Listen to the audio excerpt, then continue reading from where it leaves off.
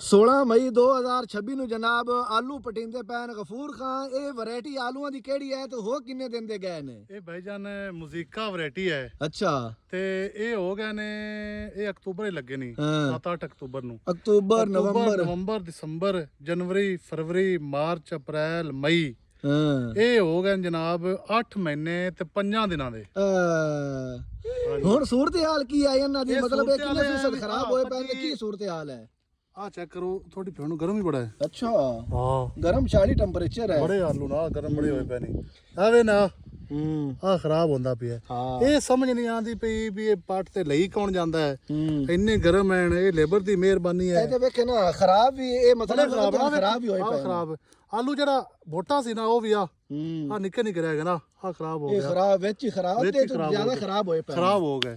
ਇਹ ਹੈ ਕਿੰਨੇ ਕਿੱਲੇ ਟੋਟਲ ਹੈ? ਇਹ ਹੈ 3 ਏਕੜ ਆਲੂ ਹੈ। ਅੱਛਾ, ਇਹ 3 ਏਕੜ ਚ ਸੂਰਤ ਹਾਲ ਮਤਲਬ ਹੁਣ ਕਿੰਨੇ ਕੋਈ ਨਿਕਲਦੇ ਪਏ ਨੇ ਤੋੜੇ? ਇਹ ਹੁਣ ਤਾਂ ਜ਼ਿਆਦਾ ਕੋਈ 50 ਕੁ ਬੋਰੀ ਨਿਕਲਦੀ ਵੀ, 40-50 ਬੋਰੀ ਮਾਸੇ। ਤੇ ਇਹ ਹੁਣ ਪਟਦਾ ਕੌਣ ਪਿਆ ਤੇ ਲਿਜਾਂਦਾ ਕੌਣ ਪਿਆ? ਇਹ ਠੇਕੇਦਾਰ ਹੈਗਾ ਸੀ, ਉਹ ਨਸ ਗਿਆ। ਅੱਛਾ, ਠੀਕ ਹੈ, ਉਹ ਆਲੂ ਛੱਡ ਗਿਆ। ਉਹ ਨਵਾਂ ਜਿਹੜਾ ਠੇਕੇਦਾਰ ਆਇਆ, ਉਹਨੇ ਆਖਿਆ ਵੀ ਖੜੇ ਆ ਚਲੋ 4 ਆਨੇ ਵਟੇ ਜਾਸਣ।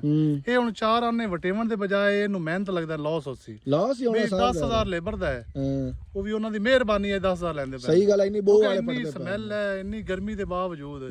ਤੇ 4,000 ਡਿੱਗਰ ਵਾਲੇ ਸੀ, 14-15,000 ਖਰਚਾ। ਫਿਰ ਉਸ ਤੋਂ ਬਾਅਦ ਤੋੜੇ ਵੀ ਆਣੇ, ਫਿਰ ਤੋੜੇ ਲੇਬਰ ਦਾ ਉਹਨੇ ਜਾ ਤੇ ਪਲਟਨੇ ਨੇ, ਉਹ ਸਹਿ ਖਰਚੇ ਨੇ ਦਿੱਤੇ। ਇਹ ਸਾਰੇ ਨੂੰ ਪੱਲੂ ਪੈਸੇ ਨੇ। ਹੁਣ ਕੀ ਆ ਜਿਹੜਾ ਇਹ ਡੇਰੀ ਵਾਲੇ ਵੀ ਨਹੀਂ ਲੈਣੇ ਤੇ ਨਾ ਹੀ ਇਹ ਵਿਕਣੇ ਨੇ। ਗਰਮ ਹੋਏ ਪਏ ਨੇ ਇਹ ਬਈ ਆਪਣੇ ਨਹੀਂ ਕਿਧਰੇ। ਹਾਂ ਸਹੀ ਗੱਲ ਆ ਵੀ ਫੀਲਡ ਦੇ ਵਿੱਚ ਹੀ ਤੁਹਾਨੂੰ ਵਿਖਾਈਏ ਜਨਾਬ, ਇਸ ਤਰੀਕੇ ਹੋਏ ਪਏ ਨੇ। ਸਾਲ ਨਾਲ ਨਾ ਸੱਚੀ ਆਪਾਂ ਤਾਂ ਡੇਰੀ ਤੇ ਮਾਲ ਨੂੰ ਪਾਏ ਕਦੇ ਨਹੀਂ, ਲੇਕਿਨ ਸ਼ਾਇਦ ਇਹ ਮਾਲ ਨੂੰ ਨੁਕਸਾਨ ਨਾ ਕਰੇ। ਸਹੀ ਗੱਲ ਹੈ। ਇਹ ਸਾਨੂੰ ਹੁਣ ਬਈ ਜਨ ਕਮੈਂਟ ਤੁਸੀਂ ਦੱਸਿਆ ਵੀ ਇਹ ਆਲੂ ਇੰਨੇ ਜਿਹੜੇ ਗਰਮ ਹੋਏ ਪਏ ਨੇ, ਇੰਨੇ ਖਰਾਬ ਹਨ, ਇਹ ਡੇਰੀ ਵਾਲੇ ਮਾਲ ਨੂੰ ਇਹ ਕਾਮਯਾਬ ਹੈ ਜਾਂ ਉਹ ਖਵਾ ਸਕਦੇ ਨੇ, ਦਾ ਕੋਈ ਨੁਕਸਾਨ ਤਾਂ ਨਹੀਂ? ਇਹ ਸਾਨੂੰ ਕਮੈਂਟ ਜ਼ਰੂਰ ਦੱਸਿਆ ਨੇ।